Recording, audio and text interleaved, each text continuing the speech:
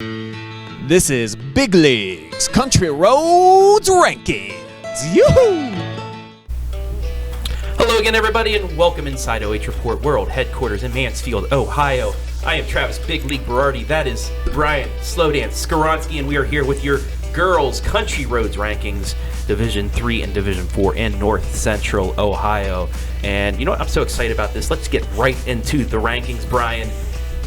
At number 10, it is those Winford Royals at 12-5. Sticking around. They were 1-1. There's a lot of teams towards the bottom that went 1-1. A couple 2-0 teams are able to move up, but actually it kept pretty much the top 10 the same as last week. I'm not trying to give anything away already here, but yeah, we're going to have pretty much the same thing going through. Winford 12-5 there at number 10. At number 9, the Mansfield Christian Lady Flames are moving up a spot. They went 2-0 last week. Let's go. They are 10-3 and looking to get a higher seed in their district, not only the OHSAA district, but the Christian conference that they're in also. They are the two-time defending state champions in that. So Mansfield Christian sitting at number 9 in my rankings. At number 8, it's the Fredericktown Lady Freddies.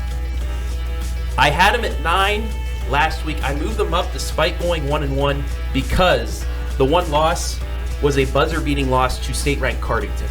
That was a game that they played really well, and Fair. you know, you have to see the whole line of work when you look at these teams. And Fredericktown went up against the best in the KMAC, almost gave Cardington's first KMAC loss ever. So you know, you got to give them some brownie points for that. So Fredericktown, you're moving up at 11-7. You are at number 8. At number 7, the Mapleton Lady Mounties.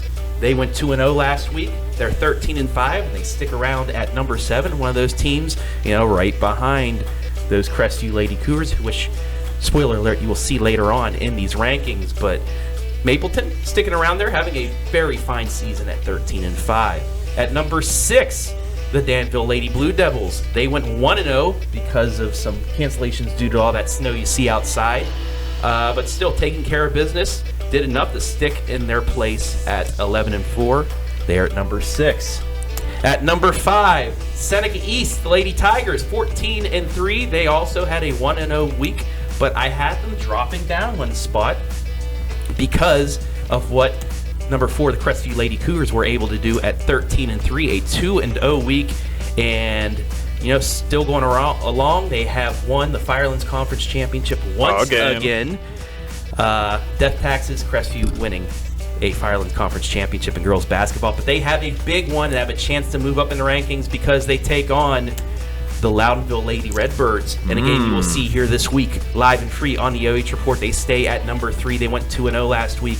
They are 12-3. At number 2, those Cardington Lady Pirates, 14-1. That lone loss to River Valley in a game that was tough for them. They just came off of COVID, had some players out, but it seems like they're starting to get things back in the tune. They're at 14-1. They went 1-0 last week. And at number 1, as usual, the Buckeye Central Lady Buckettes sticking around in the top 3 in Division 4 basketball. They're just, I think, a point out of the second spot in Division 4 in those AP rankings, but they were 1-0 last week. They are 15-1, and they continue to remain at the top since passing up Cardington when they lost to River Valley. So that's it. There's your top 10. 10 teams stay the same. A couple teams move around, but there you have it. And for you, Ski, what are your thoughts?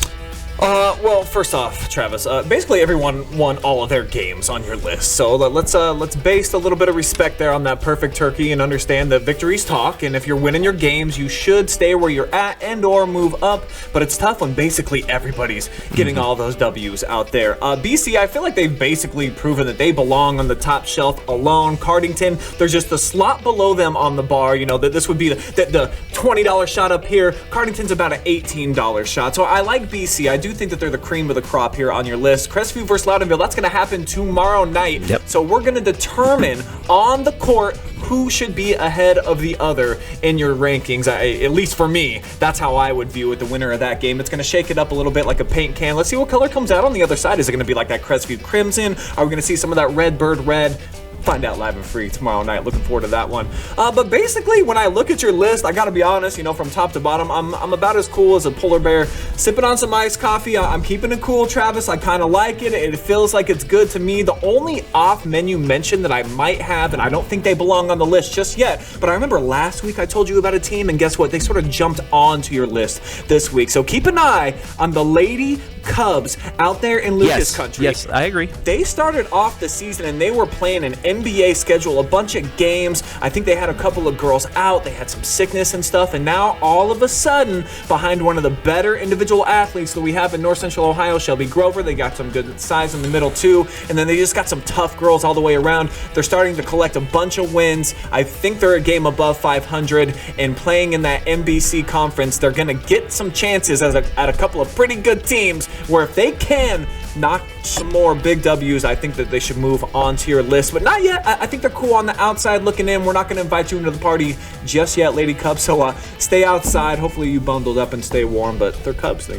should have a good coat. I actually agree with you with that one. I was looking at the Lady Cubs and their line of work. They've picked it up as of late because of the play of Shelby Grover, which is another spoiler. You'll probably see her in our stat rankings tomorrow for scoring. But, the Lady Cubs, they can keep going at it. They might be able to get into that top 10 and, maybe knock off a Winford or a Mansfield Christian or a Fredericktown. Chucky Berardi right here. This is my little brother. Thanks to Storm Blunchley. I have the Storm. He likes the 1-3-1. You'll see that coming up here. That's why he's my brother, because he likes the 1-3-1. 1-3-1. Don't got to diss the zone, man. I mean, come on. Some people run it. Some people run it to perfection. But anyway, rounding things out, finalizing things before we head out. 2 years ago, really tough day in the sports world. We lost Kobe Bryant and his daughter and multiple others in a tragic helicopter crash. But, around the world, the Mamba mentality rolls on, Brian.